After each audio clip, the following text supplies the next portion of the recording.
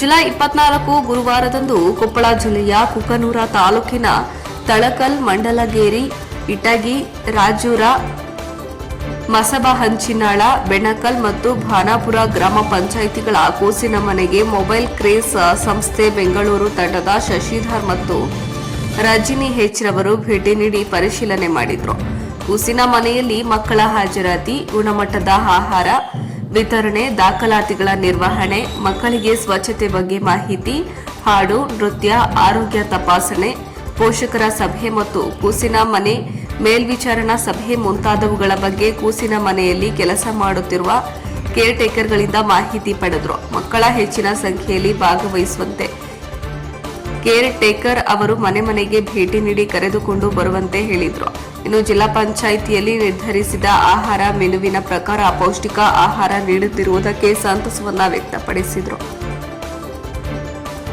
ಪ್ರತಿ ತಿಂಗಳು ಆರೋಗ್ಯ ತಪಾಸಣೆ ಮಾಡಬೇಕು. ಕಡಿಮೆ ತೂಕದ ಮಕ್ಕಳು ಕಂಡು ಬಂದಲ್ಲಿ ಅಂತವರಿಗೆ ಹೆಚ್ಚುವರಿ ಆಹಾರ ಒದಗಿಸಬೇಕು. ಮಕ್ಕಳ ಸಂಖ್ಯೆಗೆ ಅನುಗುಣವಾಗಿ ಆಟಿಕೆ ಸಾಮಗ್ರಿಗಳನ್ನು ಇರಿಸುವಂತೆ ನೋಡಿಕೊಳ್ಳಬೇಕು. ಪ್ರತಿ ತಿಂಗಳು ಪೋಷಕರ ಸಭೆ, ಕೂಸಿನ ಮನೆ ಮೇಲ್ವಿಸ್ತುವಾರಿ ಸಮಿತಿ ಸಭೆಗಳನ್ನು ಕಡ್ಡಾಯವಾಗಿ ಆಯೋಜನೆ ಮಾಡದಲ್ಲಿ ಕೂಸಿನ ಮನೆಗಳು ಇನ್ನೂ ಹೆಚ್ಚಿನ ಪ್ರಮಾಣದಲ್ಲಿ ಯಶಸ್ವಿಯಾಗಿ ನಿರ್ವಹಣೆಯಾಗುತ್ತದೆ. ಕೇಂದ್ರ ಗ್ರಾಮ ಪಂಚಾಯಿತಿಗೆ ಒಂದೇ ಇರೋದ್ರಿಂದ ಎಲ್ಲ ಗ್ರಾಮಗಳ ಜನರ 3 ವರ್ಷದೊಳಗಿನ ಮಕ್ಕಳು ಇದರ ಸದುಪಯೋಗ ಪಡಿಸಿಕೊಳ್ಳಬೇಕು. ಅದಕ್ಕಾಗಿ ವಾರ್ಡ್ ಸಭೆ, ಗ್ರಾಮ ಸಭೆ, ಸಾಮಾನ್ಯ ಸಭೆ ಎಂದು ತಿಳಿಸಿದ್ರು.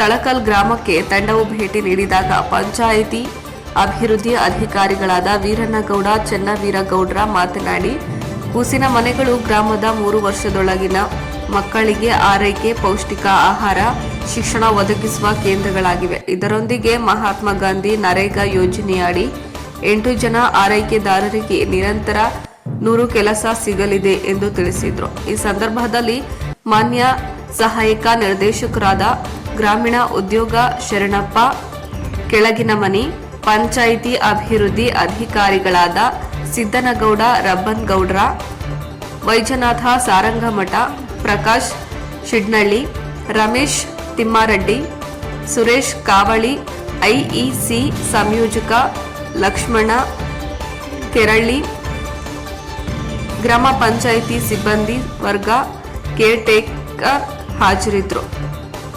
ವರದಿ ಚೆನ್ನಯ್ಯ ಹಿರೇಮಠ, ಕುಕನೂರು.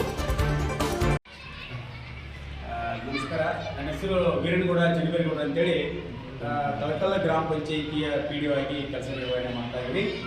ಇವತ್ತಿನ ದಿವಸ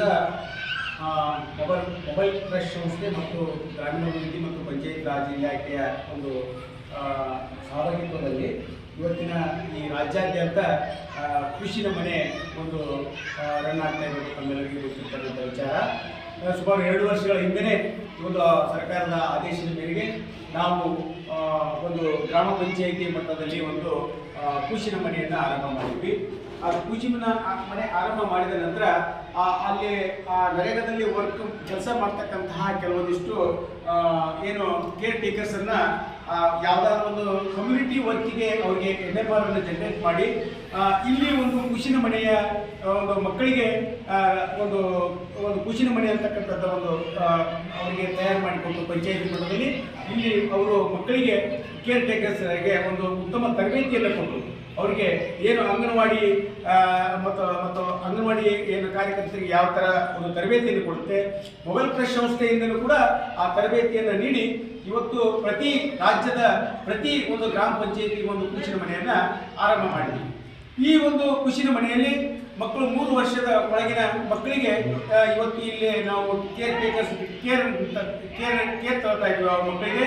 ಆ ಮಕ್ಕಳಿಗೆ ಒಂದು ಮೆನು ಪ್ರಕಾರ ಆಹಾರವನ್ನು ನೀಡುವುದಾಗಲಿ ಮತ್ತು ಅವ್ರನ್ನ, ಯಾಕಂದರೆ ಇವತ್ತು ನೀವು ನೋಡ್ತೀರಿ ಹಳ್ಳಿ ವಾತಾವರಣದಲ್ಲಿ ರೈತರ ಮಕ್ಕಳು ಈಗ ತಂದೆ ತಾಯಿ ಹೊಲಕ್ಕೆ ಹೋದಾಗ ಅಥವಾ ಇವತ್ತು ನರೇಗಾ ಯೋಜನೆಯಲ್ಲಿ ನಮ್ಮ ತಾಯಂದಿರು ಅಲ್ಲಿ ಕೆಲಸಕ್ಕೆ ಹೋದಾಗ ಅಥವಾ ಸರ್ಕಾರಿ ನೌಕರಿ ಇದ್ದರೂ ಕೂಡ ಮಕ್ಕಳನ್ನ ಯಾರು ನೋಡದೇ ಇದ್ದಾಗ ಅಂಥ ಒಂದು ಸಂದರ್ಭದಲ್ಲಿ 9:30 ಹಿಡಿದು 3:30 ತನಕ ಇವತ್ತು ನಾವು ಪಂಚಾಯತ್ ಮಟ್ಟದಲ್ಲಿ 2 ಕೇರ್ ಟೇಕರ್ಸ್ ಮೂಲಕ ಇವತ್ತು ಏನು ಮಾಡ್ತಾ ಇದ್ದೀವಿ, ಇದನ್ನು ರನ್ ಮಾಡ್ತಾ ಇದ್ದೀವಿ. ಹಾಗಾಗಿ ಇದು ಬಹಳ ಸರ್ಕಾರದ ಮಹತ್ವಾಕಾಂಕ್ಷಿ ಯೋಜನೆಯಾಗಿದ್ದು ಇದು ಉತ್ತಮ ರೀತಿಯೊಳಗೆ ಇಡೀ ನಮ್ಮ ಕಳಕಲ ಗ್ರಾಮ ಪಂಚಾಯಿತಿಯಲ್ಲಿ ರನ್ ಆಗ್ತಾ ಇದೆ. ಇನ್ನೂ ಹೆಚ್ಚಿನ ರೀತಿಯೊಳಗೆ ಯಾಕಂದರೆ ದಿನ ಸುಮಾರು 10 ರಿಂದ 12 ಮಕ್ಕಳು ಇವತ್ತು ನಮ್ಮ ಈ ಒಂದು ಖುಷಿನ ಮನೆಯಲ್ಲಿ ಎಲ್ಲ ಮಕ್ಕಳು ಇವತ್ತು ಬರ್ತಾ ಇದ್ದಾರೆ. ಉತ್ತಮ ರೀತಿಯಾಗಿ ರನ್ ಆಗ್ತಾ ಇದೆ. ಇನ್ನೂ ಹೆಚ್ಚಿನ ರೀತಿಯೊಳಗೆ ಇನ್ನೂ ಹೆಚ್ಚಿನ ಸಂಖ್ಯೆಯ ಮಕ್ಕಳು ಇನ್ನೂ ಮನೆಯಲ್ಲಿರ್ತಕ್ಕಂಥ ಮಕ್ಕಳಿಗೂ ಕೂಡ ಅವೇರ್ನೆಸ್ ಅನ್ನು ಕೊಟ್ಟು ಅವ್ರನ್ನೂ ಕರೆತರುವಲ್ಲಿ ಗ್ರಾಮ ಪಂಚಾಯಿತಿ ಆಡಳಿತ ಮಂಡಳಿ ಮತ್ತು ಸಿಬ್ಬಂದಿ ವರ್ಗ ಶ್ರಮ ವಹಿಸ್ತಾ ಇದೆ ಅಂತಕ್ಕಂಥದ್ದನ್ನು ಈ ಸಂದರ್ಭದಲ್ಲಿ ನಮ್ಮ ಜೊತೆ ಹಂಚಿಕೊಳ್ಳಬೇಕು.